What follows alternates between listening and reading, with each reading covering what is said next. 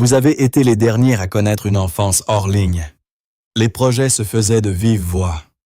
Les après-midi étaient libres jusqu'à ce que les lampadaires s'allument soudainement. Puis, d'un coup, vous avez été les premiers projetés, tête la première dans l'ère numérique. Email, smartphone, réseaux sociaux. Un saut vertigineux, sans filet de sécurité. C'est la génération X, la génération charnière. Ils ne se contentent pas de se tenir entre deux courants. Ils portent les deux mondes sur leurs épaules. La génération X est le seul véritable sujet d'expérience de l'histoire à avoir survécu à la chirurgie mentale, la plus brutale jamais pratiquée, propulsé du monde analogique réel vers la matrice numérique juste au moment où il devenait adulte. Imaginez un cerveau humain devant se déconstruire et se reconstruire totalement pour survivre à deux réalités opposées en moins de 10 ans.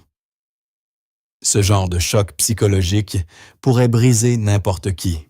Mais la génération X ne s'est pas effondrée. Elle a évolué. Derrière leur attitude calme et détachée se cache une structure psychologique pleine de cicatrices et d'armes secrètes forgées dans le chaos. Que se passe-t-il réellement dans l'esprit de personnes capables de réparer une vieille cassette audio tout en dirigeant certaines des plus grandes entreprises technologiques au monde? Ont-ils percé un code de survie qui nous aurait échappé? Ouvrons la boîte de Pandore, appelée la psychologie de la génération X. La première chose que l'on trouve dans cette boîte n'est pas un jouet.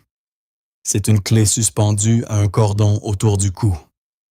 Retournons à une après-midi des années 1980. Vous avez 9 ans. Vous entrez dans la maison et le tic-tac de l'horloge murale est le seul son qui vous accueille. Pas d'application GPS pour que votre mère sache que vous êtes rentré.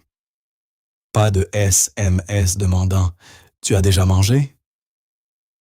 Vous affrontez ce silence seul pendant 5 heures d'affilée. En 1924, l'American Journal of Orthopsychiatry a donné un nom à ce phénomène. Les enfants à la clé, Latchkey Kids.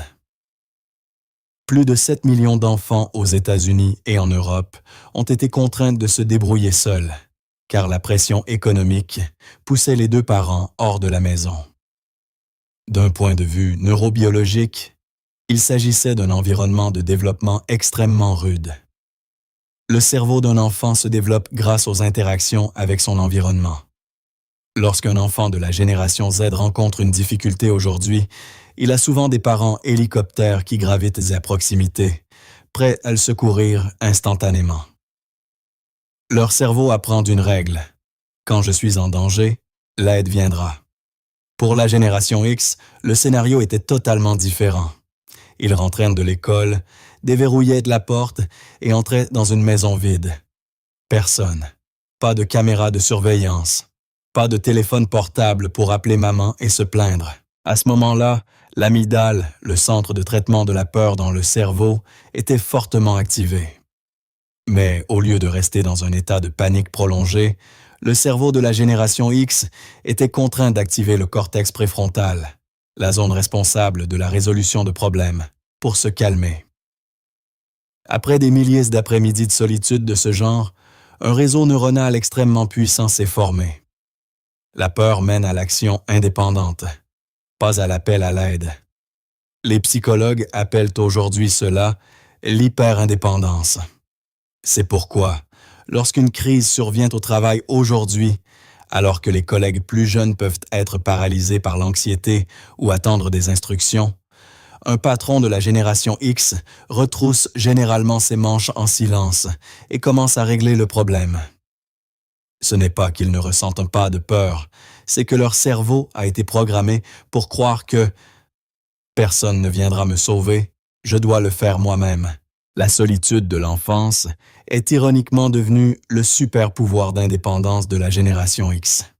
Parlons de la façon dont le monde perçoit la génération X. On les qualifie souvent de cyniques, de sarcastiques, voire de moqueurs. Mais dans le langage de la psychologie comportementale, la génération X n'est pas négative. Ils pratiquent une stratégie de survie de haut niveau appelée le pessimisme défensif. Pourquoi leur cerveau a-t-il choisi cette stratégie? Regardez les données d'entrée durant leurs années de formation. La génération X a grandi en entendant ses parents, la génération des baby-boomers, parler constamment de stabilité, expliquant que si l'on travaille dur pour une entreprise, elle prendra soin de vous toute votre vie. Puis, ils ont vu de leurs propres yeux les taux de divorce exploser dans les années 1970 et 1980. Ils ont vu leurs parents donner 20 ans de leur jeunesse à une entreprise pour ne recevoir qu'une lettre de licenciement un vendredi après-midi glacial, lors d'une restructuration économique.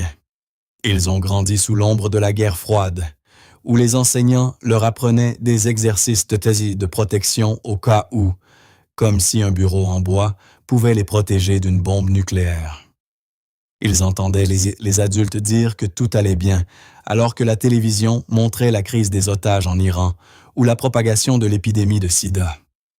Le cerveau de la génération X a appris une leçon inoubliable. Les paroles ne coûtent rien et la stabilité est une illusion. Cela a créé un système d'alerte précoce dans leur esprit. Lorsqu'un employé de la génération Z entre dans une entreprise en espérant le meilleur et en projetant des résultats positifs, le membre de la génération X entre et scanne inconsciemment son radar à la recherche de risques cachés. La trésorerie de cette entreprise est-elle solide? Le patron a promis une augmentation, mais où est-ce le document signé? Si je perds mon emploi demain, combien de temps pourrais-je survivre? Ce n'est pas de la peur, c'est de la préparation. Ils gardent une distance émotionnelle de sécurité. Ils espèrent le meilleur, mais ils sont toujours prêts pour le moment où on leur retirera le tapis sous les pieds. Et quand de vraies crises surviennent, comme l'éclatement de la bulle Internet en 2000 ou la grande récession de 2008, alors que les autres générations paniquaient, la génération X restait étrangement calme. Pourquoi? Parce qu'ils avaient déjà répété le pire scénario dans leur tête des milliers de fois. Pour eux, la crise n'est pas un bug du système. C'est une caractéristique de la vie. Il y a un paradoxe que la plupart des gens ignorent. La génération X a bâti les fondations d'Internet. Google, Amazon, le monde numérique tel que nous le connaissons. Pourtant, ils sont la génération la moins active en ligne sur les plateformes mêmes qu'ils ont aidé à créer. Avez-vous déjà remarqué que les pages Facebook des patrons de la génération X sont généralement vides ou remplies uniquement de photos de paysages, de chiens ou de chats, et presque jamais de longs messages émotionnels sur leur vie personnelle? Ce n'est pas parce qu'ils sont mauvais en technologie. C'est un choix stratégique, ancré dans leur enfance anonyme. Repensez à leurs jeunes années. Lorsqu'un enfant de la génération X faisait une erreur, en se saoulant sur un parking, en embrassant la mauvaise personne ou en tombant de vélo. L'instant ne vivait que dans la mémoire de 3 ou 4 amis proches. Pas de smartphone pour filmer. Pas de TikTok pour rendre cela viral. Le lendemain, il pouvait tout recommencer. Le droit à l'oubli était un luxe qu'ils possédaient en jadis. Lorsque l'ère numérique est arrivée, la génération X a emporté cet état d'esprit avec elle. L'information est une munition. Dans leur vision du monde, exposer sa vie personnelle, ses opinions politiques ou même son petit déjeuner à des milliers d'inconnus ne ressemble pas à une connexion comme c'est le cas pour la génération Z. Cela ressemble à un risque. Ils comprennent que moins les gens en savent sur vous, plus vous êtes en sécurité. Moins les gens connaissent vos points faibles, plus il est difficile de vous attaquer. L'invisibilité de la génération X sur les réseaux sociaux est une forme de pouvoir tranquille. Ils voient tout. Ils défilent. Ils lisent les nouvelles, mais ils ne laissent aucune trace. Ce sont des fantômes dans la machine. Et ce sens de la vie privée s'étend à leur façon de travailler. Ils n'ont pas besoin d'annoncer au monde qu'ils triment. Ils détestent le hustle porn, la mise en scène du surmenage. Pour la génération X, les résultats sont la seule voix qui compte. Si vous faites du bon travail, vous n'avez pas besoin de crier. Si vous faites du mauvais travail, crier vous fait juste paraître plus bête. C'est la partie la plus fascinante du câblage neurologique de la génération X, ce qui en fait des talents irremplaçables dans l'économie d'aujourd'hui. La génération X possède ce que les neuroscientifiques appellent le cerveau bilingue. Ils parlent couramment la langue du monde réel, l'analogique, et celle du monde virtuel, le numérique. Revenez aux années 1980. La connaissance avait alors un poids physique. Si un membre de la génération X voulait une réponse, il devait prendre son vélo pour aller à la bibliothèque, fouiller dans les fichiers cartonnés et feuilleter de lourdes encyclopédies page par page. Ce processus exigeait un effort. Et selon les psychologues cognitifs, lorsque le cerveau doit travailler pour obtenir une information, il effectue ce qu'on appelle un encodage profond. Les connaissances de la génération X ne sont pas des connaissances de surface, comme à l'ère de Google. C'est un savoir qui est ancré dans la réflexion. En plus de cela, ils ont grandi avec des objets physiques qui pouvaient être réparés. Quand une cassette s'en mêlait, ils utilisaient un crayon pour la rembobiner. Quand une chaîne de vélo sautait, ils la remettaient en place avec des mains pleines de cambouis. Quand la télévision devenait floue, ils grimpaient sur le toit pour ajuster l'antenne. Ces expériences tactiles ont construit ce qu'on appelle l'intuition systémique. Ils comprennent que le monde fonctionne sur la cause et l'effet. Une entrée mène à une sortie. Si une machine ne fonctionne pas, c'est que quelque chose est bloqué dans le système. Appliqué à la technologie moderne, cela donne à la génération X la capacité de voir à travers l'interface. La génération Z voit une application en panne. La génération X voit un processus logique bloqué. La génération Z est excellente pour utiliser les outils. La génération X est excellente pour réparer les outils. Ils sont le seul pont entre deux falaises. D'un côté se trouvent les baby boomers, disciplinés, expérimentés, mais effrayés par la technologie. De l'autre se trouve la génération Z, née à l'intérieur de la matrice numérique, mais manquant de patience et de compétences pratiques. La génération X se tient au milieu, traduisant les deux langues. Ils savent comment transformer les idées folles des jeunes en processus pratiques que les anciens peuvent accepter. Ils sont le système d'exploitation qui permet aux vieux matériels et aux nouveaux logiciels de fonctionner ensemble sans planter. La façon dont la génération X perçoit le pouvoir et le leadership est complètement différente. Et cela cause souvent des conflits sur le lieu de travail. Ils ne respectent pas les titres. Vous pouvez être vice-président, PDG ou avoir n'importe quel titre ronflant. Pour la génération X, ce ne sont que des étiquettes. Ils ne respectent qu'une chose, la compétence. Pourquoi? Parce qu'ils ont grandi en regardant les figures d'autorité échouer. Ils ont vu un président américain tomber dans le scandale du Watergate. Ils ont vu des télévangélistes démasqués dans des scandales. Ils ont vu des PDG brillants mener leurs entreprises droit dans le mur. La foi aveugle envers la personne au sommet est morte chez la génération X dès les années 1990. Si vous voulez diriger la génération X, n'utilisez pas l'autorité. Ne leur vendez pas des discours de vision à 10 ans. Retroussez vos manches et prouvez que vous savez ce que vous faites. Si vous êtes un jeune patron avec de vraies compétences, la génération X sera vos soldats les plus loyaux et les plus dévoués. Ils vous protégeront, vous soutiendront et travailleront sans relâche pour vous. Mais si vous êtes une autorité incompétente, assise sur un siège élevé, leur attitude passe instantanément en mode démission silencieuse.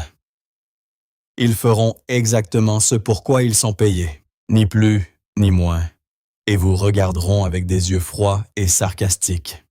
Ils ne sont pas non plus loyaux envers les entreprises. Comment pourraient-ils l'être alors qu'ils ont été la première génération traités comme des coûts de ressources humaines au lieu de capital humain? Ils sont loyaux envers leurs propres compétences. Ils aiguisent constamment leurs compétences, obtiennent plus de certifications et développent des activités parallèles. Parce qu'ils savent ceci. Une entreprise peut vous abandonner, mais vos compétences ne le feront pas. La génération X est le véritable parent de l'économie. À la tâche, où les gens vendent des compétences, pas leur âme. Maintenant, touchons à la partie la plus douce, la plus humaine, sous leur armure d'acier. La génération X est aujourd'hui au centre de ce qu'on appelle la génération sandwich. Jamais auparavant dans l'histoire, une génération n'a porté une double pression aussi lourde. Au-dessus d'eux, ils s'occupent de parents vieillissants, des baby-boomers qui vivent plus longtemps grâce à la médecine moderne, mais qui nécessitent des coûts de santé massifs. En dessous d'eux, ils élèvent des enfants. La génération Z et la génération Alpha, des enfants qui grandissent dans une ère d'anxiété, ayant besoin d'un soutien financier et émotionnel bien au-delà de la vingtaine, voire de la trentaine.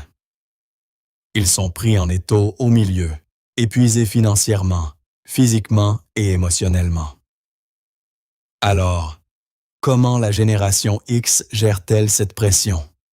Avec silence et empathie pragmatique. C'est la différence fondamentale. La génération Z cherche une validation. Ils veulent entendre « Ça a l'air si dur. Je vois ta douleur. Tu es si courageux. » La génération X propose des solutions. Quand vous vous confiez à une personne de la génération X, elle ne pleurera pas avec vous. Elle demandera « Quel est le plan? De combien d'argent avons-nous besoin? Qui appelons-nous? » Beaucoup de jeunes voient cela comme de la froideur ou de l'indifférence. Pourquoi papa ne comprend-il pas que je suis triste? Pourquoi mon patron ne se soucie-t-il pas de ma santé mentale? Ce n'est pas qu'ils s'en fichent. Leur cerveau de survie définit le soin différemment. Pour la génération X, l'amour est une action.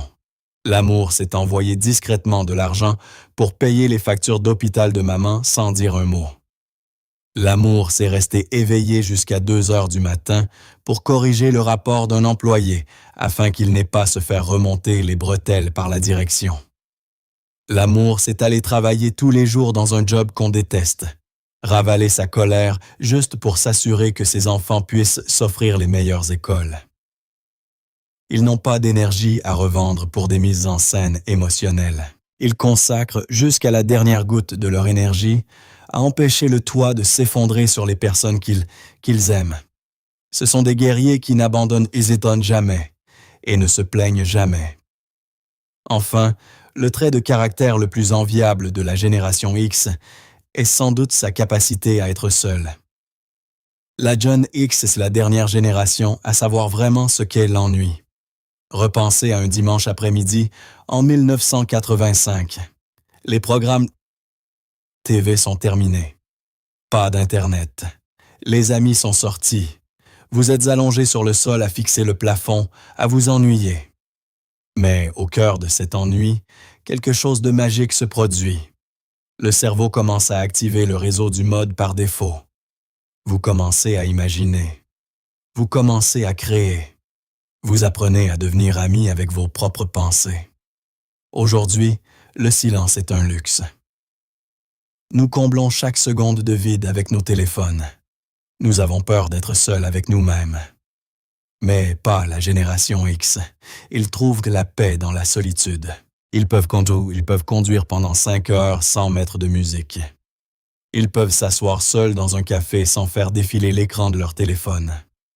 Ils n'ont pas besoin de l'attention de la foule pour se sentir exister. Cette indépendance émotionnelle est le Graal de la santé mentale que les générations actuelles poursuivent désespérément à travers des cours de méditation et des retraites.